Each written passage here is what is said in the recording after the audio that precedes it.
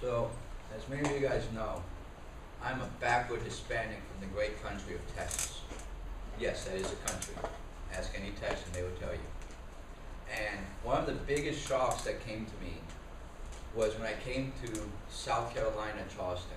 Just to give you an example of the big shock that I had, my hometown is 25 people, does not show up on Google Maps, and the only way to find it is to look into an old Texas historical handbook. And then I came to Charleston, which is massive in comparison. So there I came in, I'm driving in here and I see all these big buildings. I think the first thing that shocked me was the change in temperature and the change in weather. Because around here it's always 78 degrees with humidity, and I was freezing. Like, I was sitting there shivering the first night I was sleeping in my room. Because I'm sitting there and I look at my room and I'm like, dude, it is too cold. Any way we could turn off the AC? And he's like, no, dude, it's too hot. I'm like, too hot? Back home it's 110 degrees right now. Yes, you do get that hot in Texas.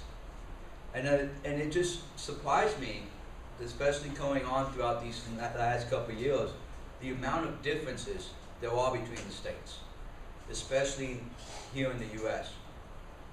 And one of the other big shocks I had was the restaurants here.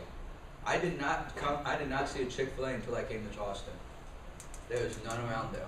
And then I come here and there's one everywhere, and everybody's talking about it. Back home, we have what is called Whataburger, which is like a million times better, but that's probably the reason I'm biased.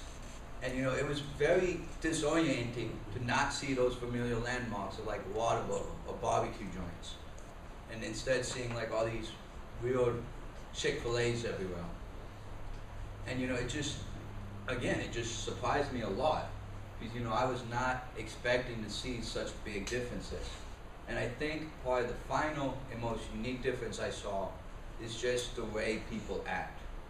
Now, this could just be a Citadel thing, but people in Charleston seem to be a lot friendlier than people in Texas, and that's probably because we're a lot of rural back folks people, and we don't really encounter a lot of people, especially when you come from a town of 25.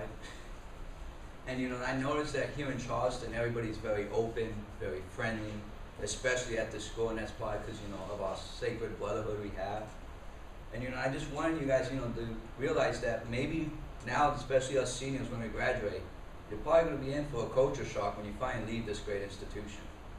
I know I'm going to be in for one.